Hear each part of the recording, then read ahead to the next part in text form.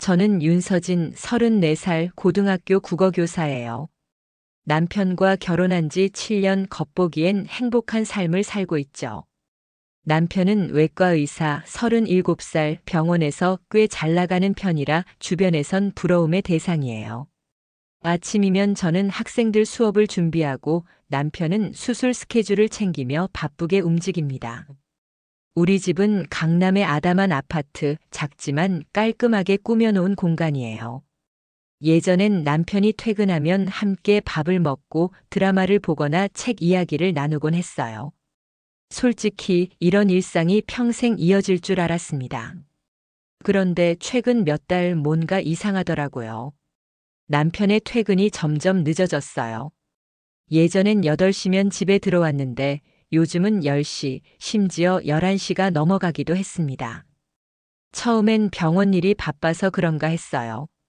외과의사니까 당직도 많고 응급수술도 잦으니까요. 여보, 오늘 좀 늦었네? 물으면 남편은 피곤한 미소를 지으며 수술이 길어져서 그래라고 대답했어요. 그 목소리에 짜증은 없었지만 어딘가 어색한 느낌이 들었습니다. 가슴이 살짝 철렁했던 건 남편이 휴대폰을 자꾸 숨기기 시작했다는 거예요. 예전엔 소파에 폰을 아무렇게나 던져놓고 샤워하러 갔는데 요즘은 화장실 갈 때도 꼭 챙겨가더라고요. 어느 날 저녁 남편이 샤워하는 동안 폰이 진동했어요. 무심코 화면을 봤는데 잠금 화면에 알림이 떠 있었습니다. 백소희라는 이름과 함께 오늘 고마웠어요 라는 메시지. 순간 심장이 빠르게 뛰었어요. 백소혜. 병원 동료인가? 왜 이렇게 친근한 말투지? 그날 밤 남편이 잠든 후 천장을 바라보며 생각했어요. 내가 너무 예민한 걸까? 의사 생활이 바빠서 그런 거겠지. 그래도 그 이름 백소희 자꾸 머릿속을 맴돌았습니다. 다음 날 아침 남편은 평소처럼 커피를 마시며 출근 준비를 했어요. 오늘 좀 바빠? 물었더니 그는 웃으며 늘 똑같지 뭐라고 대답했죠. 그 미소가 예전만큼 따뜻하게 느껴지지 않았어요. 학교에 출근해서도 마음이 무거웠습니다. 수업 중에 학생들과 시를 읽으며 잠시 잊으려 했지만 쉬는 시간엔 자꾸 그 메시지가 떠올랐어요. 그러다 대학 시절 친하게 지내던 대학 선배인 김현수 선생님을 교무실에서 만났어요. 현수 선배는 같은 학교에서 사회를 가르치는 교사인데 늘 다정하게 챙겨주는 스타일이죠. 서진아, 무슨 고민 있어?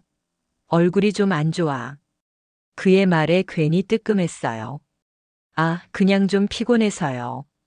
얼버무리며 웃었지만 마음 한구석엔 불안이 자리 잡고 있었죠. 집에 돌아와 저녁을 준비하면서 남편에게 물어볼까 고민했어요. 하지만 괜히 물었다가 싸움이 될까 망설여졌습니다. 남편은 여전히 다정했고 저녁엔 같이 설거지를 하며 농담도 했으니까요. 그래, 내가 너무 예민한 거야. 그렇게 스스로를 다독였습니다. 하지만 그날 밤 남편이 잠든 사이 그의 폰이 또 진동하는 소리를 들었을 때 무언가 잘못되고 있다는 직감이 강하게 들었어요. 그 소리가 마치 앞으로 닥칠 폭풍을 예고하는 듯 했죠. 그 주말 남편은 병원에서 새 프로젝트를 맡았다며 바쁘다고 했어요. 여보, 이번엔 마케팅팀이랑 협업해야 해서 정신없을 거야. 그의 말에 고개를 끄덕였지만 마음이 불편했어요. 마케팅팀. 백소희라는 이름이 떠오르더라고요. 혹시 그 여성이 새로 입사한 직원일까? 궁금했지만 괜히 캐묻다 예민한 사람 될까봐 입을 다물었죠. 대신 조용히 지켜보기로 했습니다. 월요일 아침 남편이 출근한 뒤 그의 재킷을 정리하다 이상한 걸 발견했어요. 주머니에서 병원 행사 초대장이 나왔는데 백소의 이름이 적혀 있더라고요. 순간 가슴이 철렁했습니다. 왜 남편 주머니에 이게 있지? 초대장은 다음 주 금요일 강남역 근처 호텔 세미나 초대장이었어요. 직원의 초대장이 왜 여기 있는 걸까? 의문이 커졌지만 아직 확실한 증거는 없었죠. 학교에서도 그 생각이 머리를 떠나지 않았어요. 수업 중 윤동주 시를 읽다가 문득 멍해졌어요. 별을 노래하는 마음이라던 구절이 지금 제 마음과 너무 달랐어요. 점심시간 교무실에서 현수 선배가 다가왔어요. 서진아, 요즘 왜 이렇게 멍해? 무슨 일 있지? 그의 눈빛이 진지했어요. 아, 그냥 집에서 좀 신경 쓸 일이 있어서요. 얼버무리며 웃었지만 현수는 조용히 커피를 건넸어요. 뭐든 말해. 나라도 도울게. 그 말이 따뜻했지만 아직 털어놓을 용기가 없었어요. 그날 저녁 남편이 평소보다 일찍 들어왔어요. 여보, 오늘 좀 한가했어? 물었더니 그는 소파에 앉으며 수술이 일찍 끝나서라고 했죠. 그러더니 갑자기 제 손을 잡았어요. 서진아, 요즘 바빠서 미안해. 주말에 맛집 갈까? 그 다정함에 마음이 살짝 풀렸어요. 그래, 내가 너무 의심했나. 남편은 날 사랑하잖아. 그렇게 생각하려 했죠. 하지만 그 다정함이 부자연스러웠어요. 마치 제 의심을 눈치채고 무마하려는 것 같았거든요. 저녁을 먹으며 슬쩍 물어봤어요. 여보, 병원에 새로 입사한 사람 있다며? 마케팅팀? 남편의 손이 잠깐 멈췄어요. 분명히 봤습니다. 아, 응. 몇 명 왔지. 왜? 그의 목소리가 살짝 높았어요. 그냥 궁금해서. 더 캐묻지 않았지만 그 어색한 반응이 마음에 걸렸어요. 그날 밤 남편이 샤워하는 동안 그의 폰을 확인하고 싶은 충동이 들었어요. 하지만 손이 떨려 참아 못했죠. 내가 이렇게까지 불신해야 하나. 사랑했던 사람을 의심하는 게 이렇게 괴로울 수가 있나. 잠을 이루지 못하고 뒤척였어요. 거실에 앉아 초대장을 다시 꺼내봤습니다. 백소희. 이 여자 대체 누구지? 그리고 왜 남편과 가까운 걸까? 그 질문들이 점점 커져갔어요. 다음 날 저는 결심했어요. 이 불안을 그냥 둘 순 없다. 뭔가 알아내야겠어. 그 결심이 제 삶을 바꿀 첫걸음이 될 줄은 몰랐죠. 그 주가 지나면서 불안은 더 커졌어요. 남편의 늦은 귀가는 이제 일상이 됐고 매번 병원 일이 바빠라는 변명만 반복됐죠. 어느 날 아침 남편이 출근한 뒤 그의 셔츠를 세탁하려다 이상한 냄새를 맡았어요. 여자 향수 냄새였습니다. 달콤하고 진한 제가 쓰지 않는 향이었어요. 순간 숨이 막혔어요. 이게 뭐지? 남편이 다른 여자와 그렇게 가까이 있었단 말인가? 셔츠를 내려놓고 한참 멍하니 서 있었죠. 학교에서도 그 냄새가 머릿속을 떠나지 않았어요. 3교시 수업 중 학생이 선생님, 오늘 좀 피곤해 보이세요 라고 하더라고요. 그만큼 제 얼굴이 굳어 있었나 봅니다. 그날 저녁 남편이 돌아왔을 때 일부러 다정하게 굴었어요. 혹시 제 의심이 착각이라면 예전처럼 돌아갈 수 있지 않을까 싶었죠. 여보, 오늘 어땠어? 물으며 밥을 차렸어요. 남편은 평소보다 밝게 웃으며 오늘 좀 여유로웠지. 서진아, 내일 같이 스타벅스 갈까? 그 말에 살짝 마음이 흔들렸어요. 그래, 내가 너무 예민했나?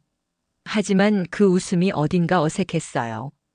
식사 후 설거지를 하다 슬쩍 물어봤어요. 여보, 병원 세미나 준비 잘 돼가? 초대장 받는데 백소희 씨도 가? 남편의 손이 순간 멈췄어요. 아, 그거? 그냥 직원들 다 가는 거야. 왜? 그의 눈이 살짝 흔들렸어요. 그냥 이름이 익숙해서. 더 캐묻지 않았지만 그 반응이 제 의심을 키웠어요. 그날 밤 잠이 오지 않았어요. 침대에서 남편의 잠든 얼굴을 봤지만 예전처럼 따뜻함이 느껴지지 않았어요. 향수 냄새, 초대장, 어색한 다정함. 이 모든 게 우연일 리 없잖아요. 다음 날 학교에서 현수 선배가 또 커피를 건네며 물었어요. 서진아, 무슨 고민 중이야? 그 순간 털어놓고 싶었지만 아직 확신이 없었어요. 괜찮아요, 선배. 그냥 좀 정리할 게 있어서요. 미소로 넘겼지만 마음은 무거웠죠. 집에 돌아와 남편의 셔츠를 다시 꺼내봤어요. 향수 냄새는 여전했어요. 그 순간 결심했어요. 더 이상 혼자 끙끙 앓을 순 없다. 뭔가 알아내야겠어. 백소희가 누군지, 왜 남편과 얽힌 건지 진실을 파헤쳐야겠다고 다짐했죠. 그 주 금요일 학교에서 학부모 행사가 있었어요. 국어 과목 발표회라 저도 정신없었죠. 학생들 시 낭송 준비하랴, 학부모들 맞이하랴, 정신없는 와중에 그 여자를 만났습니다. 백소희. 행사장 입구에서 명찰을 달고 서 있는 그녀를 봤을 때 심장이 빠르게 뛰었어요. 명찰에 백소희 졸업생이라고 적혀 있더라고요. 졸업생? 갑자기 머릿속이 어지러웠어요. 어디서 들어본 얼굴 같았는데 그 순간엔 정확히 떠오르지 않았죠. 선생님 안녕하세요. 그녀가 다가와 인사했어요. 미소는 밝았지만 눈빛이 날카로웠어요. 저 백소희예요. 10년 전에 선생님 제자였죠. 그 말에 퍼즐이 맞춰졌어요. 소희, 그 소희였구나. 고등학교 때 조용하고 내성적인 학생이었던 아이. 근데 왜 여기 있는 거지? 아, 소희야. 잘 지냈어? 억지로 웃으며 물었지만 목소리가 떨렸어요. 네, 이제 병원에서 일해요. 마케팅팀이요. 그녀의 대답에 가슴이 철렁했습니다. 남편 병원. 그 백소희였어. 대화는 짧았지만 어색함이 감돌았어요. 소희는 계속 미소를 지었지만 어딘가 날 탐색하는 느낌이었죠. 행사가 끝난 후 현수 선배가 다가왔어요. 서진아, 방금 그 졸업생이랑 무슨 얘기했어? 분위기가 좀 이상했는데. 그의 말에 고개를 저었어요. 그냥 옛날 제자래요. 우연히 만났어요. 하지만 마음은 복잡했죠. 소희가 왜 학교에? 남편과 무슨 관계지? 집에 돌아와 남편에게 물어볼까 고민했어요. 하지만 또 변명만 들을 것 같았어요. 저녁 남편이 들어왔을 때 평소처럼 밥을 차렸어요. 여보, 오늘 학교 행사 어땠어? 그가 물었지만 그의 목소리가 어쩐지 건성 같았어요. 그냥 바빠서 정신없었지. 대충 대답하며 그의 표정을 살폈죠. 소희 얘기를 꺼낼까 망설이다 결국 입을 다물었어요. 아직은 때가 아닌 것 같았거든요. 그날 밤 잠이 오지 않았어요. 소희의 얼굴, 그 미소, 남편의 늦은 귀가, 향수 냄새. 모든 게 얽혀 머릿속이 하얗게 됐어요. 소희가 내 제자였다니. 그 사실이 더 불안하게 했어요. 우연일까?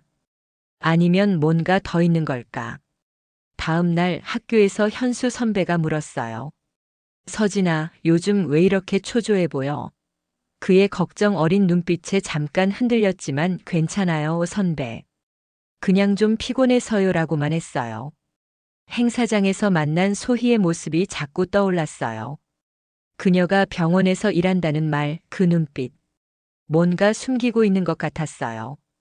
그 순간 결심이 단단해졌어요. 그냥 두고 볼 순 없다. 남편과 소혜, 무슨 관계인지 알아내야겠어. 그 결심이 어떤 진실을 끌어낼지 그땐 감도 잡히지 않았죠. 소희를 만난 후 옛 기억이 떠올랐어요. 10년 전 소희는 내 반 학생이었죠. 조용하고 눈에 띄지 않는 아이였어요. 문학 동아리에 들어와 시를 좋아한다고 했지만 친구들과 잘 어울리지 못했어요. 가끔 왕따 소문이 돌기도 했는데 그땐 제가 젊은 교사라 정신없어서 깊게 신경 쓰지 못했죠. 그 기억이 지금 이렇게 불쑥 떠오를 줄은 몰랐어요. 소희가 남편과 얽혔다니 우연이라고 보기엔 너무 이상했어요. 그 주말 남편은 또 늦게 들어왔어요. 여보, 오늘 무슨 일 있었어? 물었더니 그는 피곤한 얼굴로 병원 세미나 준비 때문에 정신없었어라고 했죠. 그의 재킷에서 또 그 향수 냄새가 났어요. 순간 분노가 치밀었지만 꾹 참았어요. 증거가 필요했거든요. 다음 날 아침 남편이 출근한 뒤 그의 서랍을 뒤졌어요. 그러다 작은 메모지를 발견했어요. 소희, 금요일 7시 강남역 카페라고 적혀 있더라고요. 순간 온몸에 전율이 흘렀어요. 이게 뭐지? 정말 둘 사이에 뭔가 있는 거야? 학교에 가서도 마음이 무거웠어요. 수업 중 학생들이 시를 낭송하는데 귀엔 아무것도 안 들어왔어요. 점심시간 현수 선배가 교무실에서 다가왔어요. 서진아, 요즘 왜 이렇게 넋놓고 있어? 진짜 무슨 일 있지? 그의 목소리가 진심이었어요. 선배, 혹시 백소희 기억나요? 10년 전 졸업생. 현수는 잠시 생각하더니, 아, 그 조용한 애? 왜? 라고 했어요. 그냥 최근에 만났는데 좀 이상해서요. 더 말할까 고민했지만 아직은 때가 아닌 것 같았어요. 그날 저녁 남편에게 메모지 얘기를 꺼낼까 고민했어요. 하지만 괜히 변명만 들을 것 같았죠. 대신 병원 세미나 초대장을 다시 꺼내봤어요. 소혜 이름 옆에 작은 하트 표시가 있더라고요. 순간 머릿속이 하얗게 됐어요. 이게 우연일 리 없잖아요. 남편과 소희 분명 뭔가 있어. 그날 밤 남편이 잠든 사이 그의 폰을 확인하려 했지만 비밀번호가 바뀌어 있었어요. 가슴이 찢어지는 느낌이었죠.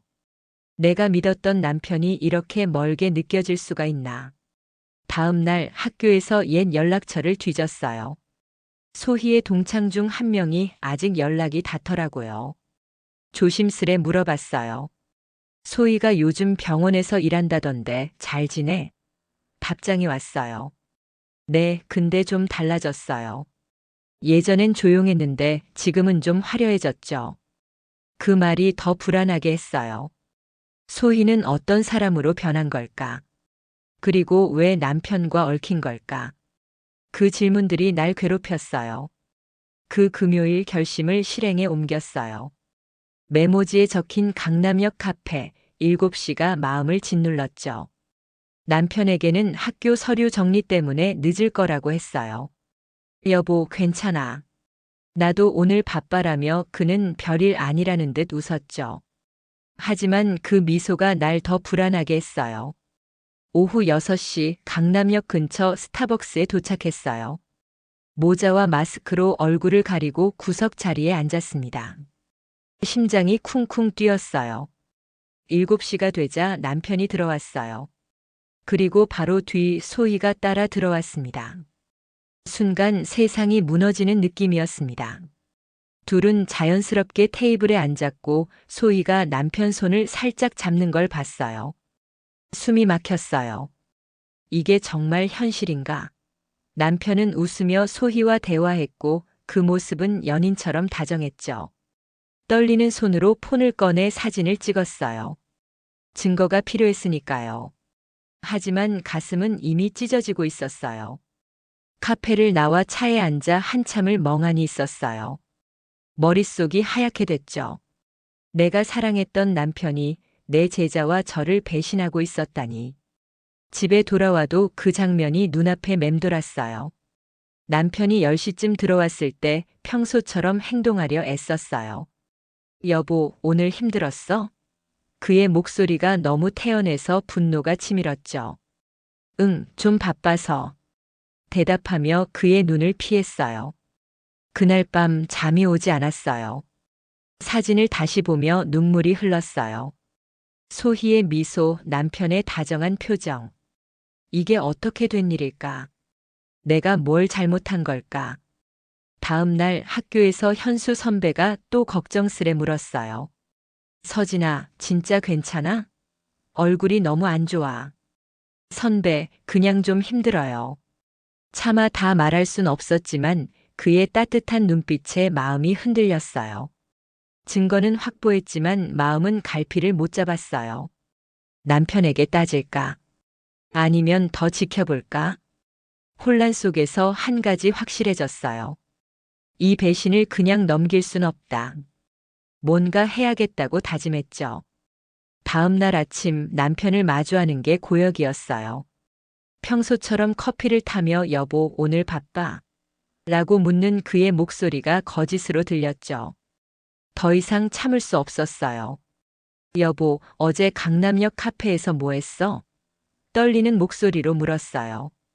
남편의 얼굴이 순간 굳더니 이내 어색한 미소를 지었어요. 뭐?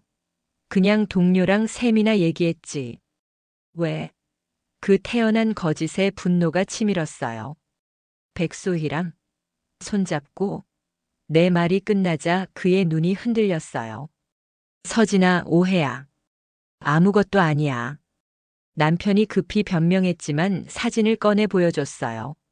순간 그는 말을 잇더니 무릎을 꿇었어요. 미안해, 서진아. 잠깐 흔들렸어. 다 끝났어, 진짜야. 그의 눈물에 잠깐 마음이 흔들렸지만 그 말이 진심인지 의심스러웠어요. 끝났다고? 언제부터였어? 다그쳤지만 그는 고개만 숙였어요. 가슴이 찢어지는 아픔이 밀려왔죠. 그날 학교에서 정신없는 하루를 보냈어요. 수업 중에도 남편의 말이 머릿속을 맴돌았어요. 점심시간 현수 선배가 다가왔어요. 서진아, 오늘은 더 안 좋아 보여. 무슨 일인지 말해줄래? 그의 진심에 눈물이 차올랐지만 선배, 나중에요. 지금은 좀이라고만 했어요. 퇴근 후 우연히 소희에게서 메시지가 왔어요. 선생님, 오해예요. 저도 피해자예요. 그 말에 어이가 없었죠. 피해자? 대체 무슨 소리야? 집에 돌아와 남편을 다시 마주했어요. 그는 여전히 미안하다고 했지만 눈빛이 달랐어요. 진심이 아니라 들키지 않으려는 연기 같았죠. 그날 밤 그의 폰을 몰래 확인했어요. 비밀번호는 풀렸지만 소희와의 메시지는 삭제돼 있더라고요. 대신 최근 통화 기록에 소희 이름이 또 있었어요. 순간 온몸에 전율이 흘렀어요. 끝났다고 했던 게 거짓이었어. 이제 확실해졌어요. 남편은 여전히 소희와 이어지고 있었어요. 소희의 피해자란 말도 믿을 수 없었죠. 가정을 지키고 싶었지만 이 배신을 그냥 둘 순 없었어요. 소희의 피해자라는 메시지가 머릿속을 맴돌았어요. 다음 날 그녀가 학교 근처 카페에서 만나자고 연락해 왔어요. 망설였지만 진실을 알아야겠다는 생각에 갔죠. 강남역 근처 작은 카페, 소희는 창가에 앉아 있었습니다. 선생님, 오해예요. 그녀가 먼저 말을 꺼냈어요. 눈가가 촉촉했지만 그 눈빛이 진심인지 의심스러웠어요. 소희야, 무슨 오해야? 남편이랑 무슨 사이야? 단도직입적으로 물었죠. 소희는 한참 망설이다 입을 열었어요. 고등학교 때 저 왕따였어요. 선생님은 동아리 담당이었지만 잘 신경 안 썼죠. 그 상처가 아직도 남아 있어요. 그녀의 말에 가슴이 철렁했습니다. 그때 내가 소희를 더 챙겼어야 했나. 죄책감이 밀려왔지만 곧 분노로 바뀌었어요. 그래서 내 남편과 엮인 거야? 소희는 고개를 숙이며 그건 그냥 위로받고 싶었어요 라고 했어요. 하지만 그 말 진심으로 안 들렸죠. 집에 돌아와 남편을 관찰했어요. 그리고 그날 밤 남편이 잠든 사이 그의 노트북을 확인했어요. 이메일에서 소희와의 대화를 발견했죠. 지난주 금요일 정말 좋았어. 소희의 메일. 순간 온몸에 전율이 흘렀어요. 끝났다고 했던 게 다 거짓이었어요.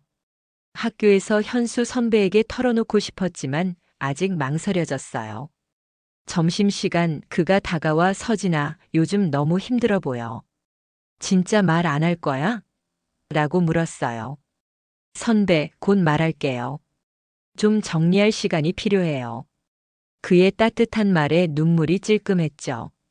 소희의 상처, 남편의 배신, 내 죄책감. 모든 게 얽혀 머릿속이 혼란스러웠어요. 남편의 배신을 알았지만 가정을 지키고 싶었어요. 7년간 쌓아온 삶을 쉽게 포기할 순 없었죠. 다음 날 아침 남편에게 다시 물었어요. 여보, 소희랑 진짜 끝난 거 맞아? 그는 눈을 피하며 서진아 믿어줘. 다 정리했어 라고 했어요. 하지만 그 말, 이제는 텅 빈 메아리 같았죠. 학교에 가서도 마음이 무거웠어요. 학생들 앞에선 웃어야 했지만 속으론 무너지고 있었어요. 그날 오후 소희에게서 또 메시지가 왔어요. 선생님, 저를 너무 나쁘게 보지 말아주세요. 그리고 사진 한 장. 남편과 소희가 병원 로비에서 웃고 있는 모습이었어요. 순간 머릿속이 하얗게 됐어요. 이건 뭐지? 날 도발하는 거야? 소희의 행동이 점점 더 집착적으로 느껴졌어요. 화가 났지만 냉정해야 했어요. 증거가 더 필요했으니까요. 집에서 남편은 폰을 손에서 놓지 않았어요. 어느 날 밤 그가 샤워하는 동안 폰을 확인했어요. 소희와의 카톡, 내일 저녁 호텔에서라는 메시지. 가슴이 찢어지는 아픔이 밀려왔어요. 끝나지 않았어. 여전히 이어지고 있었어. 그 순간 가정을 지키려던 희망이 무너졌죠. 학교에서 현수 선배가 또 걱정스레 다가왔어요. 서진아, 이제 말해. 도울게. 그의 진심에 결국 눈물이 터졌어요. 선배, 남편이 다른 여자와 말을 잇지 못했지만 현수는 조용히 손을 잡아줬어요.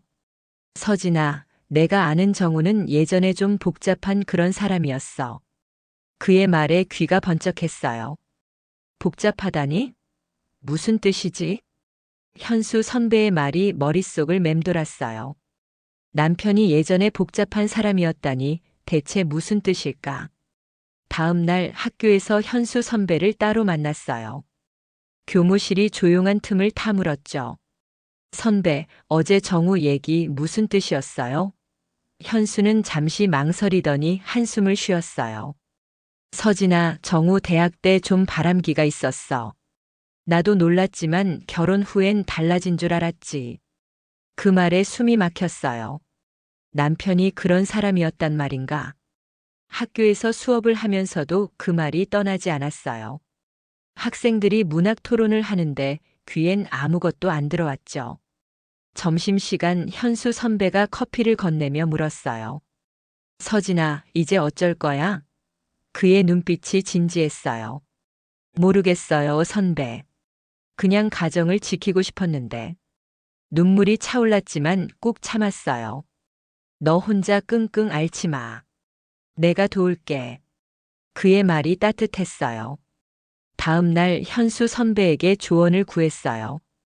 서진아, 조심해. 정우가 눈치챌 수도 있어. 그의 말에 고개를 끄덕였죠. 학교에서 소희에게서 또 메시지가 왔어요. 선생님, 제발 오해 풀어주세요. 그리고는 또 사진 한 장 첨부돼 있었죠. 남편과 소희가 병원 세미나에서 나란히 서 있는 모습. 순간 머릿속이 하얗게 됐어요. 그 사진은 그냥 단순한 일적 관계라는 걸 말하는 게 아니라 도발이었어요. 소희는 날 괴롭히고 있었죠. 현수 선배에게 그 사진을 보여줬어요. 서진아, 이건 심각해. 법적으로 대응할 수도 있어. 그의 말이 단단한 위로가 됐죠. 소희의 도발이 점점 노골적이 됐어요. 다음 주 학교 익명 게시판에 이상한 글이 올라왔어요. 국어 선생님, 남편 바람 피우는 거 아시죠? 라는 제목. 순간 온몸에 전율이 흘렀어요. 소의 짓이 분명했죠. 학생들 사이에서 소문이 퍼지기 시작했고 동료 교사들도 힐끔거렸어요. 교무실에서 현수 선배가 다급히 다가왔어요. 서진아, 이거 뭐야? 괜찮아? 그의 걱정에 눈물이 찔끔했어요. 선배, 누가 이런 짓을 말을 잊지 못했죠. 집에 돌아와 남편에게 따졌어요. 여보, 소희가 학교에까지 이런 짓을 해. 당신이 정리한 거 맞아? 남편은 당황한 얼굴로 서진아, 내가 알아볼게. 진짜 몰랐어라고 했지만 그 눈빛이 믿음직스럽지 않았어요. 그날 밤 소희에게 메시지를 보냈어요. 왜 이러는 거야? 멈춰. 답장은 간단했어요. 선생님, 저도 아파요. 그 말에 어이가 없었죠. 아프다고? 날 무너뜨리면서. 학교에서 점점 더 시선이 따가웠어요. 학생들이 수업 중 속삭이는 소리가 들렸고 학부모 전화까지 왔어요. 선생님, 소문 때문에 아이가 혼란스러워해요. 가슴이 찢어지는 느낌이었죠. 현수 선배가 위로했어요. 서진아, 이건 명예훼손이야. 법적으로 대응하자. 그의 말에 고개를 끄덕였지만 마음은 무거웠어요. 내 삶이 이렇게 무너지고 있다니. 그날 저녁 남편의 폰에서 또 소희와의 메시지를 발견했어요. 의심해도 괜찮아. 우린 계속 갈 거야. 순간 머릿속이 하얗게 됐어요. 이건 배신이야. 더 이상 참을 수 없었어요. 현수 선배에게 전화했어요. 선배, 도와주세요. 이제 싸워야겠어요. 그의 목소리가 단호했어요. 그래, 서진아. 같이 하자. 소희의 행동이 내 삶을 망가뜨리고 있었어요. 하지만 그녀가 왜 이렇게까지 집착하는지 알아야겠다고 생각했죠. 다음 날 현수 선배의 도움으로 소희의 동창에게 연락했어요. 소희가 고등학교 때 왕따였다고 하던데 기억나? 동창은 한숨을 쉬며 답했어요. 네, 심했죠. 특히 문학 동아리에서 따돌림 당했어요. 서진 선생님이 동아리 담당이었는데 별로 신경 안 쓴 것 같았어요. 그 말에 가슴이 철렁했습니다. 내가 방관자였던 걸까? 그날 밤 소희에게 메시지를 보냈어요. 카페에서 다시 만나자. 그녀는 망설이다 동의했어요. 강남역 카페, 소희는 피곤한 얼굴로 앉아 있었어요. 소희야, 왜 이렇게까지 하는 거야? 단도직입적으로 물었죠. 그녀는 눈물을 글썽이며 말했어요. 선생님, 그때 저를 지켜주지 않았잖아요. 그 상처가 아직도 아파요. 그러더니 덧붙였어요. 정우 씨는 저를 이해해줬어요. 순간 분노가 치밀었어요. 그래서 내 남편을 뺏은 거야? 내가 피해자라도 지금 넌 가해자야. 소희는 고개를 숙였지만 반박하지 않았어요. 집에 돌아와 그 말을 곱씹었어요. 내가 소희의 상처를 외면한 게 사실이라면 이 비극의 시작은 나일까. 하지만 그 죄책감도 오래가지 않았어요. 남편의 배신은 선택이었으니까요. 그날 밤 현수 선배에게 전화했어요. 선배, 소희가 저를 원망하고 있어요. 하지만 이건 정당화될 수 없죠? 그는 단호히 답했어요. 서진아, 과거는 과거야. 지금 소희는 널 공격하고 있어. 다음 날 학교에서 또 소희의 메시지가 왔어요. 선생님, 그때 왜 저를 안 봐주셨어요? 첨부된 사진은 남편과 소희가 호텔 로비에서 나오는 모습. 순간 머릿속이 하얗게 됐어요.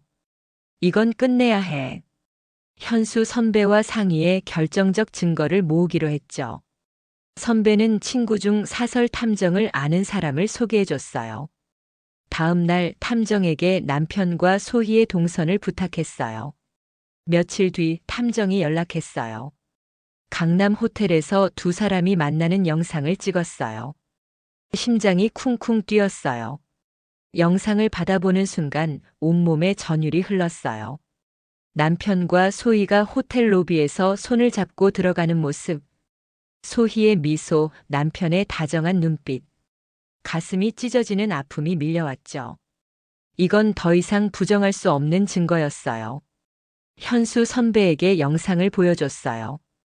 서진아, 이걸로 충분해. 이제 움직이자. 그의 목소리가 단단했어요. 학교에서 수업을 하면서도 그 영상이 머릿속을 떠나지 않았어요. 학생들이 시를 낭송하는데 귀엔 아무것도 안 들어왔죠. 점심시간 현수 선배가 다가왔어요. 서진아, 변호사 알아봤어. 상간자 소송도 가능해. 그의 말에 결심이 굳어졌어요. 집에 돌아와 남편을 마주했지만 아무 말도 하지 않았어요. 그날 밤 영상을 백업하고 증거를 정리했어요. 사진, 메시지, 이메일, 그리고 이 영상. 모든 게 남편과 소희의 배신을 증명했어요. 현수 선배에게 전화했어요. 선배, 이제 시작해야겠어요. 그는 단호히 답했어요. 그래, 서진아. 내가 곁에 있을게. 그 말이 큰 힘이 됐죠. 이제 반격의 시간이 왔다. 증거를 손에 쥔 후 반격을 시작했어요. 현수 선배가 소개한 변호사와 상의해 계획을 세웠죠. 먼저 남편이 근무하는 병원 이사회에 익명으로 영상을 보냈어요. 의사의 부적절한 관계, 병원 이미지 실추 우려라는 메모와 함께요. 며칠 뒤 소식이 들려왔어요. 남편이 직위 해제로 내부 징계를 받았다는 거예요. 심장이 쿵쿵 뛰었어요. 이게 시작이야. 동시에 소희에게도 칼을 겨눴어요. 그녀가 일하는 병원 마케팅팀에 윤리 위반 신고를 했죠. 영상과 메시지를 첨부해 직원의 부적절한 행동이라고 제보했어요. 곧 소희의 계약 해지 소식이 들려왔어요. 하지만 그걸로 끝이 아니었죠. 소희의 부모님께 편지와 함께 영상을 보냈어요. 편지를 쓰며 손이 떨렸지만 후회는 없었어요. 학교에서도 소문이 잦아들었어요. 현수 선배가 익명 게시판 글을 삭제하고 소문을 잠재우는데 도움을 줬죠. 서진아, 잘했어. 이제 내가 주도권을 잡았어. 그의 말이 위로가 됐어요. 집에서 남편은 점점 초췌해졌어요. 누가 날 찌른 거야? 그의 당황한 목소리에 차갑게 답했어요. 여보, 당신이 한 선택이겠지. 그날 밤 변호사에게 전화했어요. 이혼 서류 준비해 주세요. 상간자 소송도요. 변호사는 단호히 답했어요. 증거가 완벽합니다. 승산 있어요. 그 말을 듣는 순간 가슴이 무거우면서도 홀가분했어요. 이제 끝낼 때다. 남편의 몰락을 지켜보는 건 씁쓸했어요. 병원에서 쫓겨난 그는 집에서도 망연자실했죠. 어느 날 밤 그가 무릎을 꿇었어요. 서진아, 제발 다시 시작하자. 내가 잘못했어. 그의 눈물은 진심 같았지만 내 마음은 이미 차가웠어요. 사랑은 실수지만 배신은 선택이야. 그 선택엔 책임이 따르지. 이혼 서류를 내밀었어요. 그는 떨리는 손으로 서류를 보며 아무 말도 못했죠. 다음 날 변호사와 상간자 소송을 최종 점검했어요. 소희에게도 소송장이 날아갔어요. 그녀에게서 메시지가 왔어요. 선생님, 저를 이렇게 망가뜨려야 했나요? 첨부된 사진은 그녀의 일기장 페이지. 사랑인 줄 알았던 건 복수였고, 복수인 줄 알았던 건 외로움이었다. 그 글을 읽으며 잠깐 연민이 들었지만 곧 고개를 저었어요. 소희의 외로움이 내 가정을 파괴한 핑계는 될 수 없었죠. 학교에서 현수 선배가 다가왔어요. 서진아, 이제 괜찮아? 그의 따뜻한 눈빛에 미소 지었어요. 선배, 이제 새로 시작할게요. 그는 고개를 끄덕이며 너라면 잘할 거야 라고 했어요. 집에 돌아와 남편의 짐을 정리했어요. 그는 조용히 집을 나갔죠. 그 뒷모습을 보며 더 이상 아픔은 없었어요. 변호사에게서 연락이 왔어요. 병원의 정호 씨 비리 제보도 마무리됐습니다. 재취업 힘들 겁니다. 그 말을 듣는 순간 모든 게 끝났다는 생각이 들었어요. 이혼이 마무리되고 학교로 돌아왔어요. 교사로서의 삶은 여전히 바빴지만 그 속에서 평온을 찾았죠. 학생들 앞에서 시를 가르치며 문학이 인간의 욕망과 상처를 담는다고 말했어요. 욕망은 때론 누군가를 망치지만 그걸 딛고 일어서는 게 우리예요. 학생들이 고개를 끄덕이는 모습을 보며 나 자신에게도 하는 말 같았어요. 남편은 병원계에서 완전히 밀려났어요. 소문에 따르면 지방으로 내려가 조용히 지낸다고 했죠. 소희는 정신과 치료를 받으며 사회적으로 고립됐어요. 그녀의 SNS는 더 이상 업데이트되지 않았죠. 그들의 몰락을 보며 복수심은 없었어요. 다만 내가 옳은 선택을 했다는 확신만 남았죠. 현수 선배는 여전히 곁에서 응원해줬어요. 어느 날 점심시간 그가 웃으며 물었어요. 서진아, 이제 좀 웃는 얼굴이 됐다. 새 출발 어때? 선배, 이제 괜찮아요. 다시 시작할게요. 그의 미소가 따뜻했어요. 학교에서 학생들과 문학을 나누고 퇴근 후 강남 카페에서 책을 읽는 일상이 새롭게 다가왔어요. 어느 날 밤 창밖을 보며 생각했어요. 배신은 아팠지만 그 상처 덕에 더 단단해졌어요. 가족은 피가 아니라 마음으로 이어진다는 걸 배웠죠.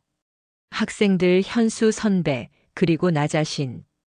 그게 내 새로운 가족이에요. 수업 중 한 학생이 물었어요. 선생님, 문학은 왜 중요한가요? 나는 단호히 답했어요. 인간의 이야기를 지키기 위해서요.